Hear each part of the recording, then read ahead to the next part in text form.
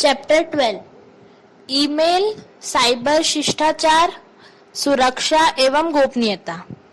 Email, cyber ethics, security and privacy. प्रश्न 12, email से क्या आशय है?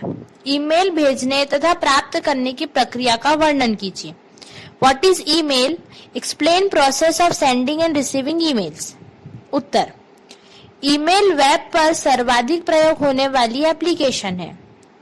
ईमेल यूजर्स के मध्य संवाद प्रदान करने का कार्य करती है। प्रतिदिन लाखों ईमेल दुनिया के एक भाग से दूसरे भाग में भेजे जाते हैं। आप किसी प्रकार के कंप्यूटर से ईमेल भेज तथा प्राप्त कर सकते हैं, फिर चाहे वह विंडोज पीसी हो अथवा यूनिक्स मशीन या मोबाइल फोन। आप ईमेल द्वारा शाब्दिक संदेशों के साथ साथ वीडियो, चित्र या साउंड भी भेज सकते हैं। ईमेल की सुविधा का प्रयोग करने हेतु आपका किसी ईमेल सर्वर पर ईमेल आईडी या ईमेल अकाउंट होना आवश्यक है। प्रत्येक ईमेल अकाउंट का एक अद्वितीय नाम होता है। ईमेल एड्रेस का सामान्य रूप निम्न है: yourid@home server name। यहाँ पर yourid आपका यूजर नेम है जिसके द्वारा आप ईमेल सर्वर पर लॉगिन करते हैं। इसके पश्चात @ का चिन्ह वह उस सर्वर का नाम होता है जिसकी सेवाएं आप ग्रहण कर रहे हैं। कुछ उदाहरण निम्नलिखित हैं: priya@yahoo.com, saurabh@rediffmail.com। यदि आप किसी को मेल भेजना चाहते हैं अथवा प्राप्त किए गए ईमेल को पढ़ना चाहते हैं, तब आपको उपरोक्त यूजर नेम तथा पासवर्ड का प्रयोग कर ईमेल सर्वर पर लॉगिन करना आवश्यक है। ईमेल आईडी का निर्माण तथा प्रयोग करना अत्यधिक सरल कार्य है। निम्न चरणों का प्रयोग कर आप अन्य लोगों से संवाद करने हेतु स्वयं का ईमेल अकाउंट बना सकते हैं। अपने कंप्यूटर पर उपलब्ध ब्राउजर को खोलिए। उपरोक्त वेब मेल सेवाओं में से किसी भी वेबसाइट ब्राउजर में खोलिए। उदाहरण के लिए रेडिफ मेल REDIFFMAIL की सेवाओं का प्रयोग करने के लिए ब्राउजर में www.rediff.com लिखिए। दूसरा, नया ईमेल अकाउंट बनाने के लिए साइन अप की लिंक पर क्लिक करें। अब आपसे अपने ईमेल आईडी व पासवर्ड तथा अन्य साधारण जानकारियां प्रदान करने हेतु एक प्रारूप प्रदर्शित किया जाएगा। तीसरा, अपना वांछित ईमेल लिखें। इसकी उपलब्धता जानने हेतु चेक अवेलेबल बटन पर क्लिक करें। यदि कोई अन्य यूजर पहले ही इस ईमेल आईडी को ले चुका है तो आपको कोई अन्य आईडी की मांग की जाती है। सभी वांछित जानकारियां प्रदान करने के पश्चात रजिस्टर मी पर क्लिक करें। इस प्रकार आपका ईमेल आईडी निर्मित हो जाएगा। चौथा, प्राप्त की गई ईमेल को देखने अथवा ईमेल भेजने हेतु आपको सर्वर पर लॉगिन करना होगा। इस हेतु लॉगिन विंडो में आपका ईमेल आईडी व पासवर्ड प्रदान कर गो पर क्लिक करें। इससे आपके समक्ष इनबॉक्स प्रदर्शित होगा जिसमें आप प्राप्त की गई ईमेल देख सकेंगे। अगला, प्राप्त की गई मेल को खोलने तथा देखने हेतु लिस्ट में उस पर क्लिक करें। इससे मेल स्क्रीन पर प्रदर्शित होगी। अगला, अब यदि आप इस मेल का प्रति उत्तर देना चाहते हैं तो रिप्लाई पर क्लिक करें। इस मेल को आगे भेजने हेतु फॉरवर्ड पर क्लिक करें। नई ईमेल लिखने हेतु बाईं ओर स्थित मेन्यू से राइट मेल की लिंक पर क्लिक करें। उपरोक्त किसी भी कार्य को करने पर नई मेल लिखने हेतु विंडो प्रदर्शित होती है। इस विंडो में निम्न फील्ड को पूर्ण करें।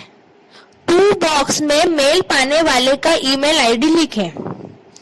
यदि एक से अधिक व्यक्ति मेल पाना चाहते हैं तो उनका email ID CC carbon copy box में कॉमा द्वारा पृथक कर लिखें। यदि आप किसी भी यूजर को यह जानकारी नहीं देना चाहते कि अन्य किस यूजर को मेल की प्रति भेजी है, तब उन ईमेल आईडी पर BCC बॉक्स में लिखें ब्लाइंड कार्बन कॉपी। सब्जेक्ट के बॉक्स में मेल का विषय लिखें। स्क्रीन पर प्रदर्शित मैसेज बॉक्स में संदेश लिखें। सभी वांछित बॉक्स को पूर्ण करने के पश्चात मेल को भेजने हेतु सेंड पर क्लिक करें। मेल को डिलीट करने हेतु इन बॉक्स से वांछित मेल का चयन कर डिलीट के विकल्प को क्लिक करें। आप प्रदर्शित मेल को उस पर स्थित डिलीट का बटन दबाकर भी हटा सकते हैं। जब आपका कार्य समाप्त हो जाए तो लॉग आउट अथवा साइन आउट करना न भूलें। यह आपके ईमेल अकाउंट की सुरक्षा हेतु अति आवश्यक है, अन्यथा कोई भी इसका दुरुपयोग कर सकता है। इस हेतु लॉग आउट अथवा साइन आउट पर क्लिक करें, जो कि सामान्यतः दाईं ओर सबसे ऊपर पाया जाता है। जब आप सफलतापूर्वक लॉग आउट कर लेते हैं, तब इससे संबंधित संदेश ब्राउजर में प्रदर्शित होता है। प्रश्न 13, ईमेल शिष्टाचार को समझाइए। Explain email etiquettes. उत्तर, ईमेल के तीव्र, सरल, कम खर्चीला तथा सहज होने के कारण यह तीव्र से संवाद का लोकप्रिय रूप हो गया है। आगे कुछ सामान्य निर्देश तथा शिष्टाचार दिए गए हैं, जिन्हें आपको ईमेल का प्रयोग करते वक्त पालन करना चाहिए। पहला, विवरणात्मक विषय का चयन करें। विषय छोटा होना चाहिए तथा संदेश के भाव को प्रदर्शित करने वाला होना चाहिए। दूसरा, संदेश का आकार संक्षिप्त रखें। किसी विशिष्ट जानकारी हेतु बहुत सारा टेक्स्ट पढ़ने में अधिक समय लगता है, अतः आप इसे बिंदुवार तथा संक्षिप्त रूप में लिखें।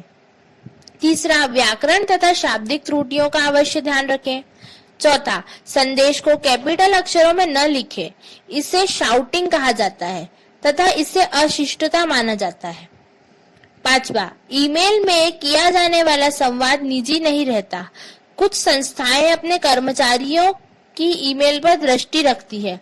अपने कार्यस्थल पर ईमेल का प्रयोग करते समय इस तथ्य का ध्यान रखें। अगला, हालांकि ईमेल सामान्य पत्राचार, जिसे स्नेल मेल कहा जाता है, से अत्यधिक तीव्र होती है, परंतु कभी भी यह आशा न करें कि आपके द्वारा भेजे गए ईमेल का उत्तर कुछ ही मिनटों में मिल जाएगा। अगला प्रश्न, कुछ इंटरनेट एथिक्स को सूचीबद्ध कीजिए। एनलिस्ट सम इंटरनेट एथिक्स। पहला, इंटरनेट का प्रयोग अन्य व्यक्तियों को नुकसान पहुंचाने के लिए न करें।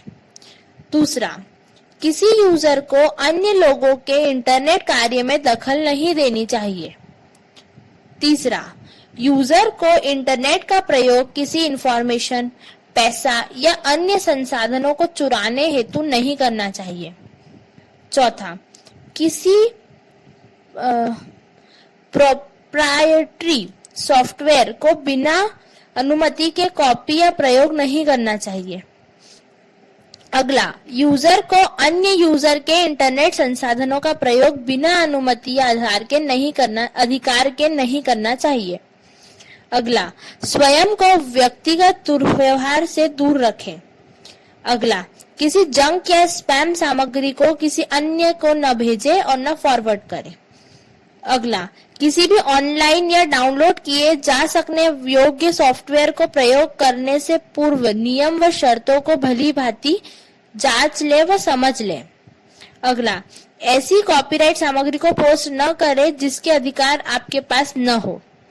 आखिरी, शाब्दिक संप्रेषण के समय बड़े अक्षरों, कैपिटल लेटर्स का प्रयोग न करें, इसे शोर माना जाता है। प्रश्न 15, सोशल नेटवर्किंग शिष्टाचार क्या होते हैं, उसमें से कुछ को सूचीबद्ध कीजिए। What are social networking ethics and list some of them? उत्तर, ए, पहला, सोशल नेटवर्क साइट के नियमों व शर्तों से सहमत होने से पहले उन्हें भली प्रकार से जांच ले व समझ ले। दूसरा, किसी भी कंटेंट को सोशल मीडिया पर पोस्ट करने के पूर्व उससे संबंधित प्राइवेसी सेटिंग्स को पूर्ण रूप से समझ लें। तीसरा, जो इन्फॉर्मेशन आप शेयर करते हैं वह सभी को दिखाई दे सकती है, अतः व्यक्तिगत या संवेदनशील जानकारी सावधानी पूर्वक शेयर करें। चौथा, बहुत अधिक सूचना विशेषतः व्यक्तिगत प्रकार की सूचना शेयर न करें। पांचवा, प्राप्त किए गए किसी भी कंटेंट को सत्यापित किए बिना शेयर न करें, कभी कभी इससे कानूनी समस्या सामने आ सकती है। अगला, किसी भी प्रकार का बुरा, भद्दा व अश्लील कंटेंट जिससे अन्य सदस्यों को असुविधा हो पोस्ट न करें। अगला, अपनी सोशल मीडिया पोस्ट को शब्दों को व्याकरण की गलतियों के लिए सावधानी पूर्वक जांच लें। अगला, किसी विषय पर बहस के समय अन्य व्यक्तियों के विचारों को भी सुने व समझे। अगला, फ्रेंड अथवा फॉलोवर के निवेदन की प्रामाणिकता जान ले। किसी को भी रिजेक्ट बिना जांचे किए स्वीकृत ना करें। किसी की भी रिक्वेस्ट बिना जांच किए स्वीकृत ना करें। आखिरी, यह न भूले कि सभी लोगों का विनोद का स्तर अलग अलग है। कुछ कंटेंट जो आपके लिए मजाक का विषय है वो किसी अन्य की भावनाओं को चोट पहुंचा सकता है।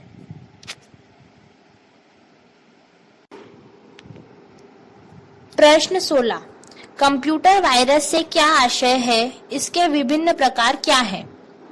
What is computer virus? What are its various types? Uttar, computer virus का शब्द का प्रयोग सर्वप्रथम फ्रेड कोहेन FREDCOHEN द्वारा 1983 में किया गया। कंप्यूटर वायरस छोटे सॉफ्टवेयर प्रोग्राम होते हैं जो कि एक कंप्यूटर से दूसरे कंप्यूटर पर स्वतः फैलकर उसकी प्रक्रिया में बाधा उत्पन्न करते हैं। यह यूजर की जानकारी के बिना उसके कंप्यूटर पर स्वयं को उत्पादित कर सकते हैं। कुछ वायरस कंप्यूटर को नुकसान पहुंचाने हेतु प्रोग्राम की जाती है, तो कुछ जो कि प्रोग्रामों को क्षति पहुंचाकर फाइलों को डिलीट कर अथवा हार्ड डिस्क को पुनः फॉर्मेट कर यह कार्य करती हैं। कुछ अन्य वायरस इस प्रकार से नुकसान नहीं पहुंचाते हैं, परंतु वे खुद के प्रतिरूप बनाते रहते हैं तथा अपने अस्तित्व को टेक्स्ट, वीडियो अथवा ऑडियो संदेशों द्वारा दर्शाते हैं। हालांकि इस प्रकार के वायरस भी कंप्यूटर यूजर हेतु समस्या उत्पन्न कर सकते हैं। यह मुख्यतः प्रोग्रामों की मेमोरी को स्वयं प्रयोग कर लेते हैं। इसके परिणाम स्वरूप यह कई बार कंप्यूटर की प्रक्रिया को असहज कर देते हैं। वायरस के प्रकार। वायरस 5 प्रकार के हैं जो निम्न हैं। पहला, फाइल इन्फेक्टर वायरस। यह प्रोग्राम फाइल को संक्रमित करते हैं। यह वायरस सामान्यतः एग्जीक्यूटेबल कोड जैसे .com व .exe फाइल पर संक्रमण करते हैं। संक्रमित कॉपी को प्रोग्राम को फ्लॉपी, हार्ड ड्राइव अथवा नेटवर्क से चलाने पर यह अन्य फाइलों को भी संक्रमित कर देते हैं। इनमें से अधिकतर वायरस स्थायी रूप से मेमोरी में रहते हैं। एक बार मेमोरी के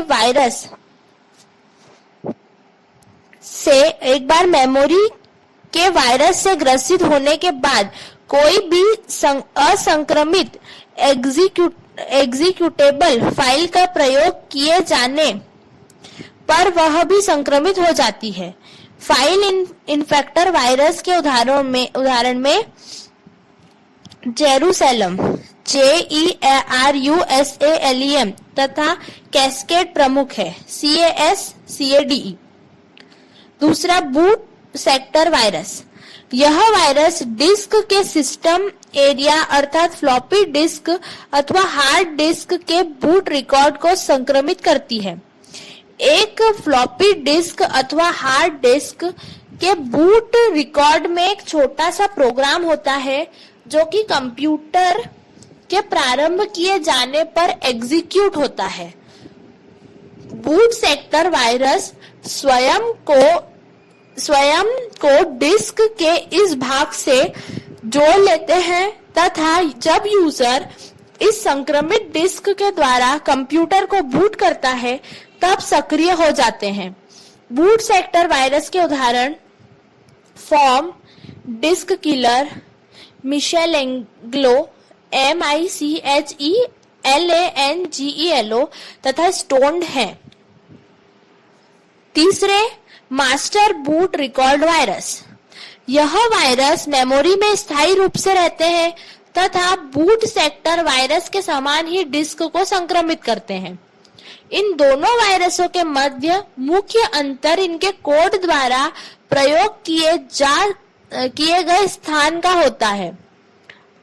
मास्टर बूट रिकॉर्ड वायरस सामान्यतः मास्टर बूट रिकॉर्ड की प्रतिलिपि किसी अन्य स्थान पर सेव कर देते हैं।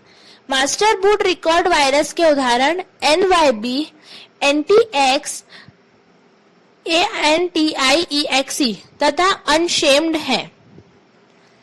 चौथा, मल्टीपर्टाइट वायरस। मल्टीपर्टाइट वायरस, जिसे पॉलीपर्टाइट वायरस के नाम से भी जाना जाता है, बूट रिकॉर्ड तथा प्रोग्राम फाइलों दोनों को संक्रमित करते हैं, जिन्हें ठीक करना कठिन होता है।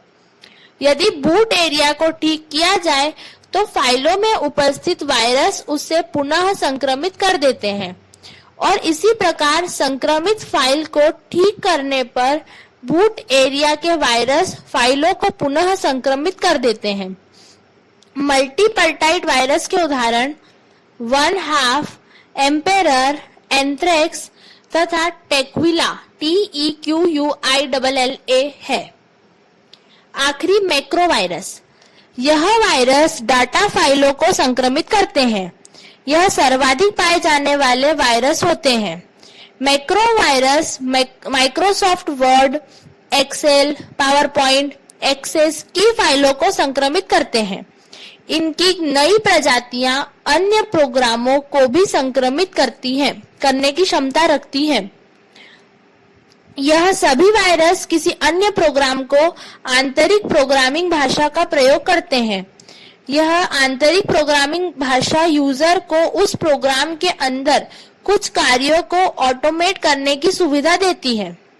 इस प्रकार की वायरस आसानी से निर्मित किए जा सकते हैं तथा इस कारण से इनके हजारों प्रकार पाए जाते हैं।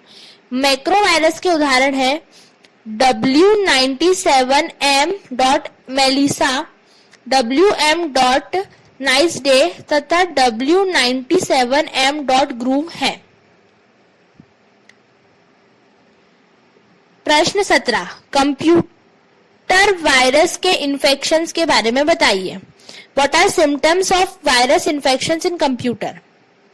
उत्तर, आप अपने कंप्यूटर पर वायरस संक्रमण को निम्न गतिविधियों द्वारा पहचान सकते हैं। पहला, कंप्यूटर पर उपलब्ध फाइलों का स्वतः ही स्थानांतरण अथवा आकार या अन्य गुणों में परिवर्तन या अन्य संदेहास्पद गतिविधि प्रदर्शित करना। दूसरा, हार्ड डिस्क के उपयोग किए गए स्थान के आकार में अचानक परिवर्तन।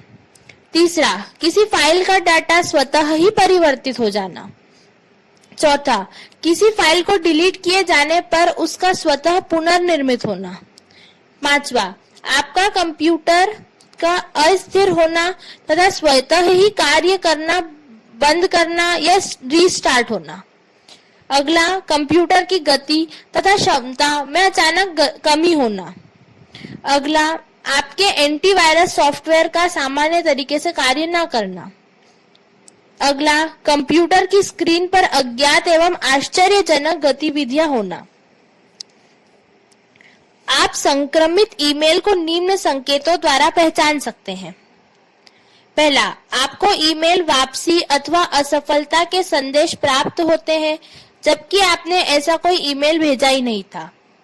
दूसरा, इंटरनेट कनेक्शन का अत्यधिक धीमा होना और बार बार डिस्कनेक्ट होना। तीसरा, ईमेल भेजने अथवा प्राप्त करने की प्रक्रिया का सुचारू रूप से कार्य न करना। अगला, आपको ऐसा ईमेल प्राप्त होना जो वायरस संक्रमण का संदेश देता है। आखिरी, किसी अज्ञात अटैचमेंट से ईमेल प्राप्त होना। प्रश्न 18, हम किस प्रकार किसी कंप्यूटर में वायरस के संक्रमण को रोक सकते हैं? How can we prevent the virus infections in any computer? उत्तर, जैसा कि सर्वविदित है कि रोगों का इलाज करने के स्थान पर उसकी रोकथाम करना ज्यादा उचित होता है। अतः हमेशा निम्न प्रक्रियाओं का पालन कर आप अपने कंप्यूटर को संभावित वायरस संक्रमण से बचा सकते हैं। पहला, ईमेल अटैचमेंट को स्वतः न खुलने दें तथा अज्ञात स्रोत से प्राप्त अथवा अप्रत्याशित अटैचमेंट को न खोलें। दूसरा, हमेशा फ्लॉपी डिस्क, सीडी या अन्य रिमूवेबल माध्यम का प्रयोग करने के पूर्व उनकी वायरस हेतु जांच करें। तीसरा, इंटरनेट से डाउनलोड की गई फाइल को प्रयोग करने के पूर्व उसकी वायरस हेतु जांच करें। चौथा, अपने कंप्यूटर पर अपरिचित सॉफ्टवेयर इंस्टॉल न करें। पांचवा, यह सुनिश्चित करें कि एंटीवायरस की वायरस परिभाषा फाइल समय पर नवनिर्मित हो। अगला, यह सुनिश्चित करें कि आपका कंप्यूटर नवीनतम सुरक्षा उपायों से पूर्ण है। आखिरी, अपने कंप्यूटर की वायरस हेतु नियमित जांच करें। प्रश्न 19, वर्म्स तथा ट्रोजन से आप क्या समझते हैं? What do you understand by worms and trojans? Uttar,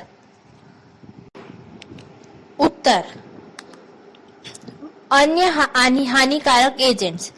worms, virus के विपरीत कंप्यूटर वर्म ऐसे हानिकारक प्रोग्राम होते हैं जो फाइलों का प्रयोग न करते हुए स्वयं को एक सिस्टम से दूसरे सिस्टम पर कॉपी कर सकते हैं।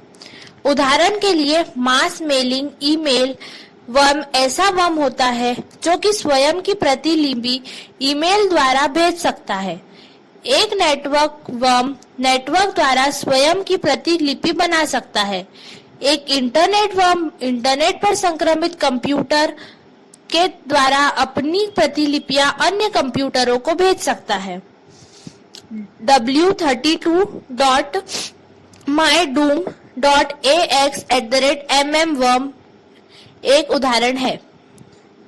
दूसरा, ट्रोजन ऐसी फाइलें होती हैं जो कि आवश्यक फाइलों के समान दिखती है परंतु हानिकारक होती हैं।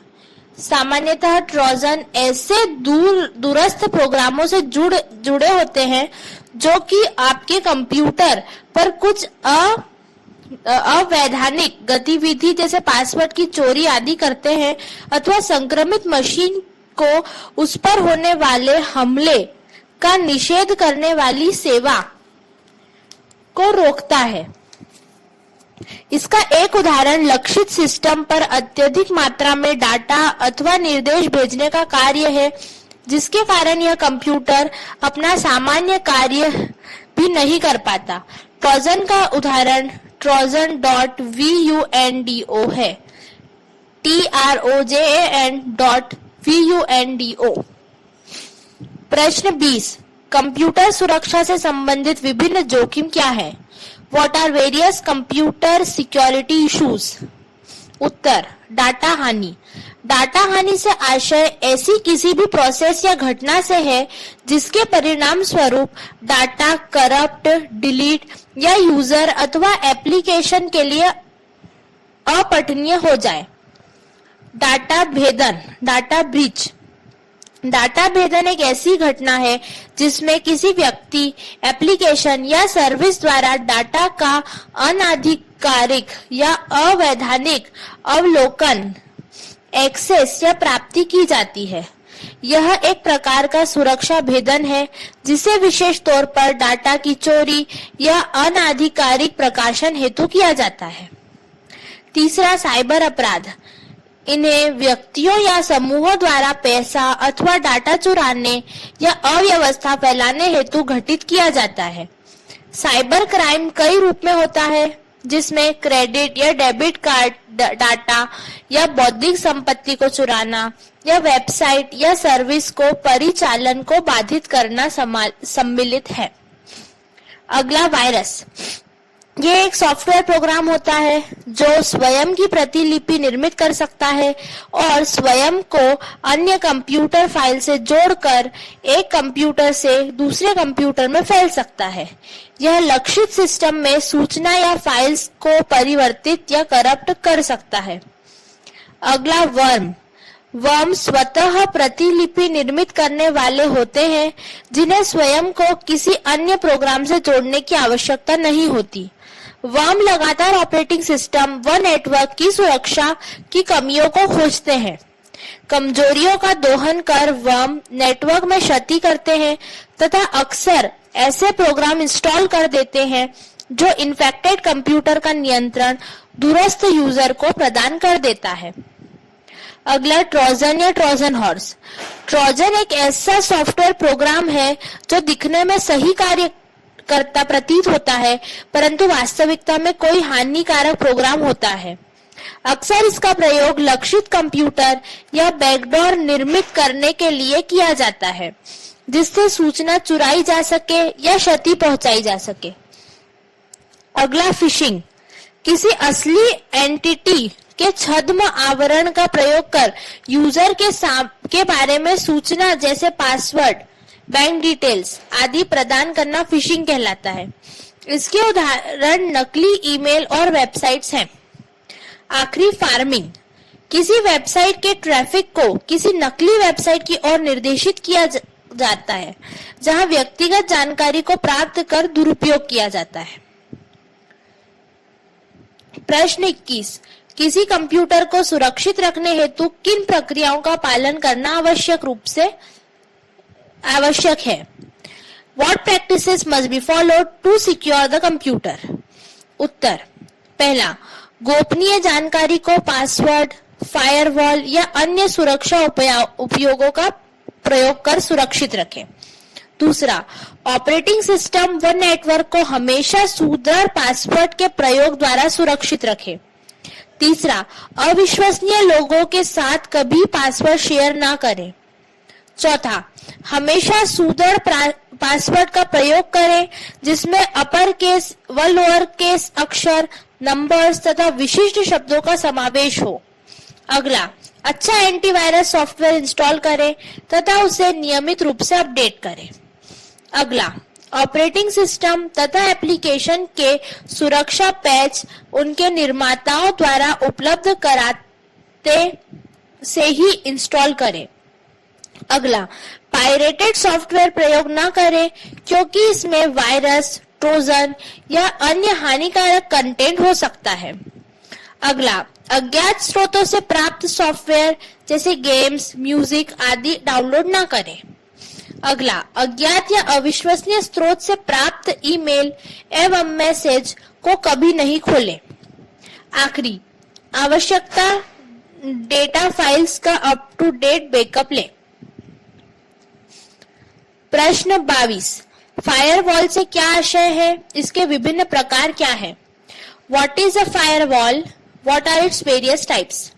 उत्तर, फायरवॉल प्राइवेट नेटवर्क में तथा प्राइवेट नेटवर्क से डाटा के अनऑथोराइज्ड एक्सेस से बचाव के लिए बनाया गया सिस्टम फायरवॉल है। फायरवॉल हार्डवेयर तथा सॉफ्टवेयर अथवा दोनों में सम्मिलित रूप से इंप्लीमेंट किया जा सकता है।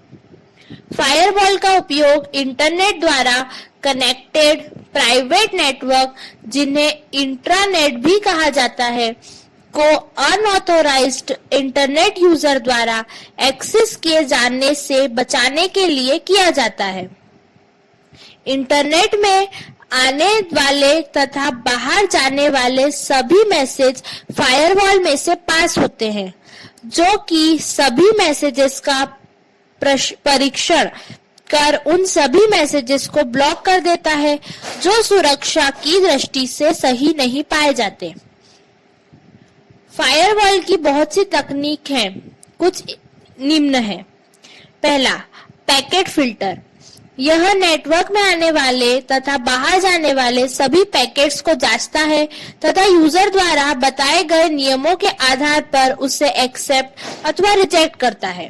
पैकेट फिल्टरिंग यूजर के लिए बहुत ही प्रभावशाली तथा स्पष्ट तकनीक है, किंतु यह तकनीक लगाने में कठिन है। दूसरा, एप्लीकेशन गेटवे। यह किसी विशिष्ट एप्लीकेशन जैसे FTP अथवा टेलनेट पर सुरक्षा मैकेनिज्म लगाता है। यह बहुत प्रभावशाली है, किंतु इससे परफॉर्मेंस में कमी आ सकती है। तीसरा, सर्किट लेवल गेटवे। जब TCP अथवा UDP कनेक्शन लगते हैं, तब यह सुरक्षा मैकेनिज्म अप्लाई करता है। यदि एक बार कनेक्शन हो जाता है, फिर बाद में पैकेट बिना चेकिंग के होस्ट के बीच में फ्लो हो सकते हैं। आखिरी, प्रॉक्सी सर्वर। यह नेटवर्क में आने तथा जाने वाले सभी मैसेजेस को इंस्पेक्ट करता है व सही नेटवर्क एड्रेस को प्रभावशाली रूप से छुपा लेता है। फायरवॉल संबंधित प्रोग्राम का समूह होता है जो नेटवर्क गेटवे पर रहता है, जो दूसरे नेटवर्क के यूजर्स से प्राइवेट नेटवर्क के रिसोर्सेज को बचाता है। वह इंटरप्राइज जो इंटरनेट से जुड़ा है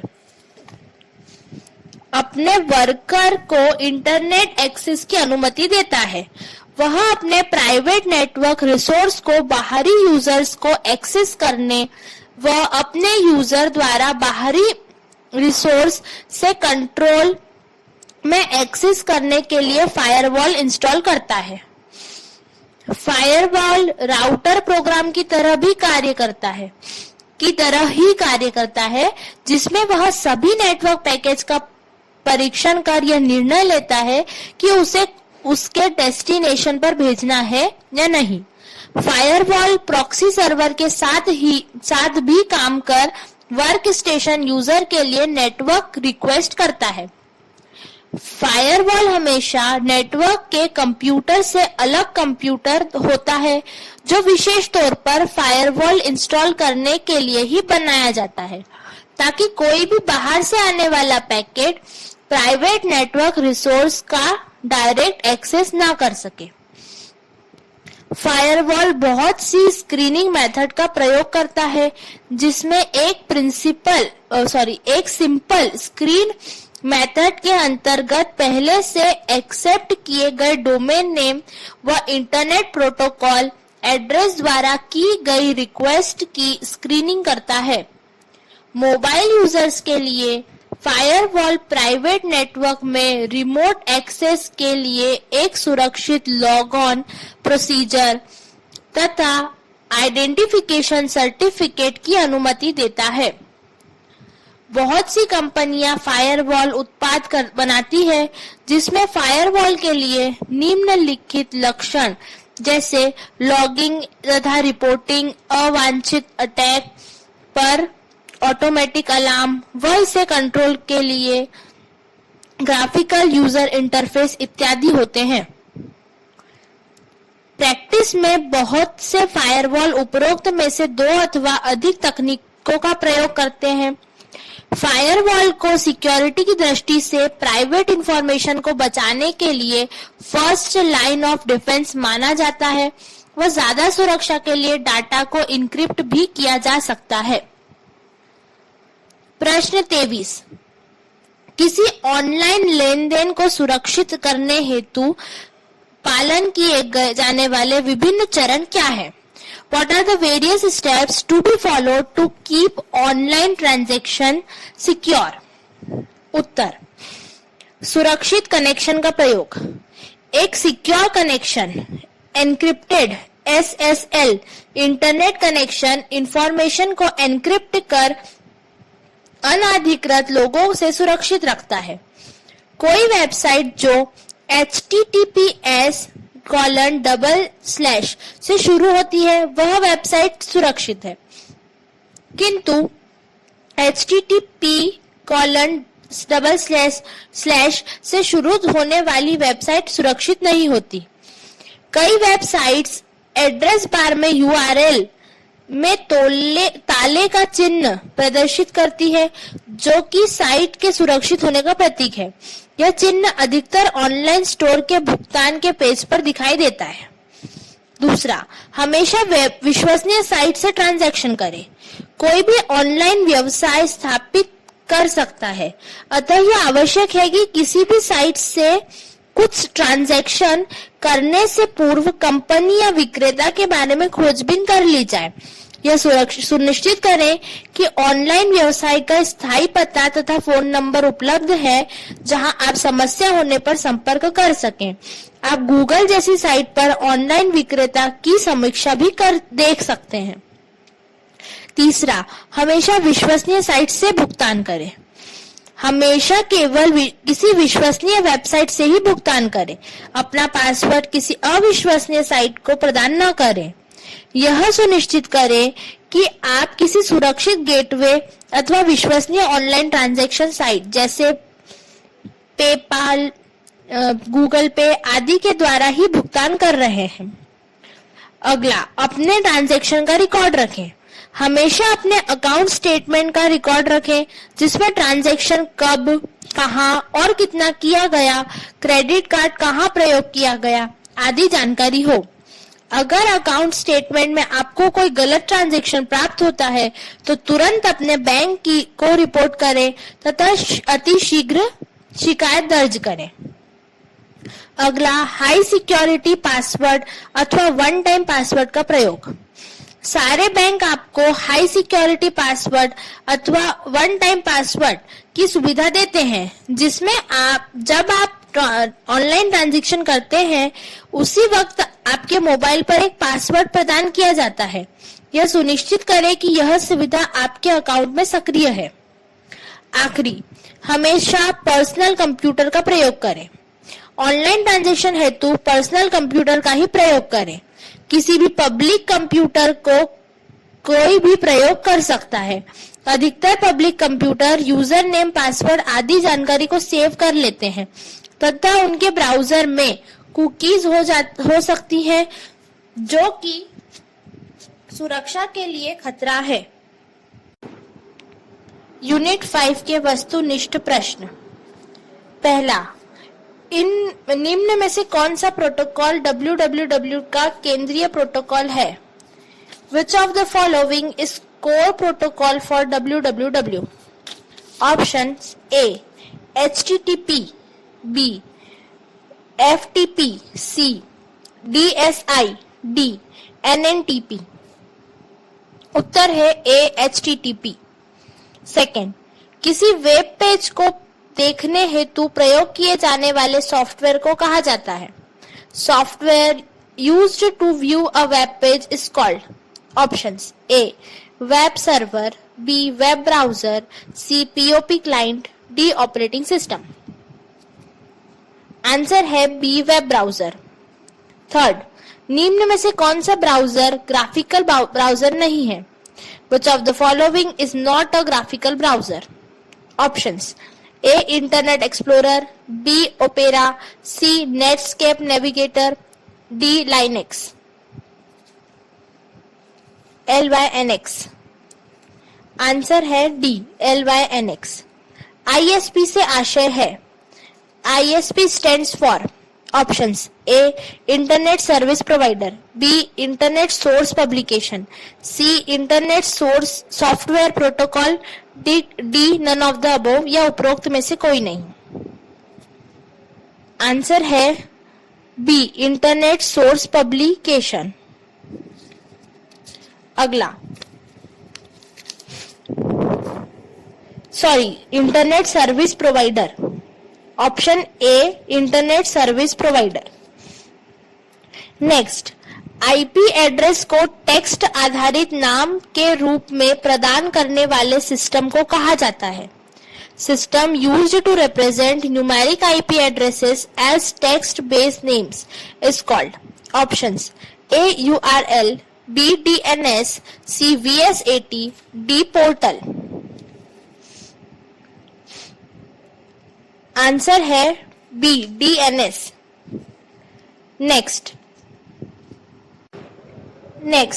URL से आशय है, full form of URL is options A universal reference location, B uniform resource locator, C uniform reference line, D none of the above या उपरोक्त में से कोई नहीं। आंसर है B uniform resource locator. Next, dash Microsoft द्वारा निर्मित search engine है। Dash is a search engine by Microsoft. Options A Google, B Bing, C Ask, D Yahoo. Answer है बी बिंग। नेक्स्ट, एक डैश वेबसाइट एक ऐसी website होती है जो वेब पेज को जैसे स्टोर किया गया है वैसे ही प्रदान करती है। Dash is a website that provide a web page as it was stored. Options A static, B dynamic, C block, D none of the above. Answer है ए स्टैटिक। नेक्स्ट, इन वेबसाइट्स में वेब स्क्रिप्टिंग कोड जैसे ASP या PHP का प्रयोग किया जाता है। These websites include web scripting code such as PHP और ASP. Options A static, B dynamic, C A B दोनों, D उपरोक्त में से कोई नहीं। आंसर है बी डायनेमिक। नेक्स्ट, निम्न में से किस आवृत्ति की रेडियो तरंग का प्रयोग वाईफाई हेतु किया जाता है?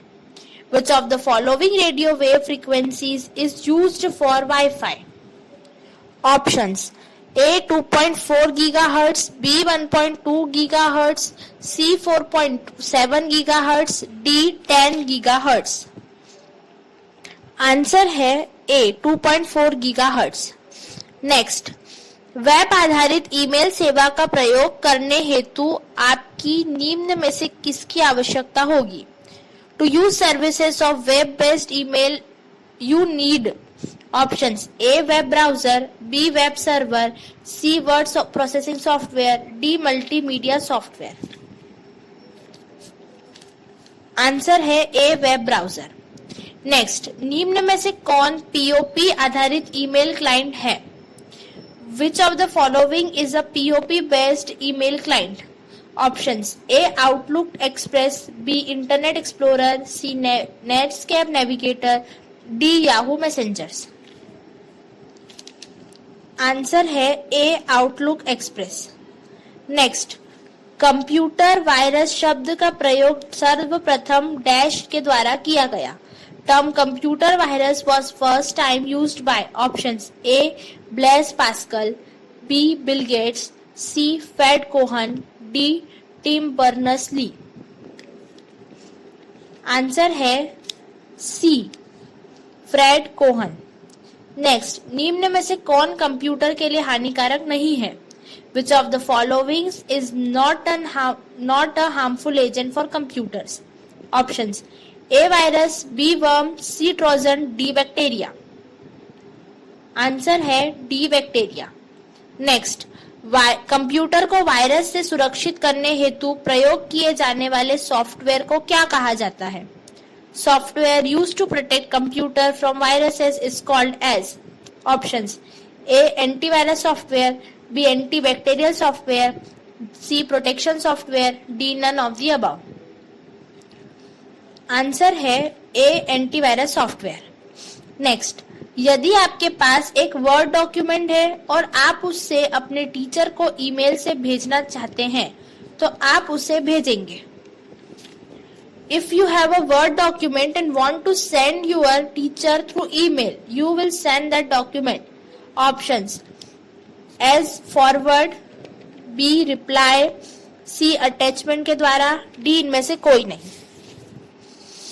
आंसर है C as an attachment. Next, किसी असली एंटिटी के छद्म आवरण का प्रयोग कर यूजर के बारे में सूचना जैसे पासवर्ड, बैंक डिटेल्स आदि प्राप्त करना डैश कहलाता है। An attempt to acquire users information like password, bank details etcetera by masquerading as a legitimate entity is called as। Options A data breach, B phishing, C pharming, D none of the above. Answer है B phishing. Next, Trojan एक ऐसा software program जो दिखने में सही कार्य करता है परंतु वास्तविकता में हानिकारक होता है। A software program appears to perform one genuine function but actually acts as a harmful program. Options: A. Trojan horse, B. phishing, C. virus, D. worm। Answer है A. ट्रोजन। नेक्स्ट, यदि आप किसी भी यूजर की यह जानकारी नहीं देना चाहते कि अन्य किस यूजर को मेल की प्रति भेजी गई है तो प्राप्तकर्ताओं के ईमेल आईडी लिखने हेतु डैश का प्रयोग करेंगे। If you don't let any user to know what to whom other users you also send a copy, then use dash option to specify email IDs of recipients। Options: A. subject, B. BCC, C. CC, D. HCC। Answer है BCC। Last, email की विषय वस्तु को capital अक्षरों में लिखना dash कहलाता है। Writing content of email in capital letters is called dash. Options: A marking, B bullying, C shouting, D trolling. Answer है सी शाउटिंग।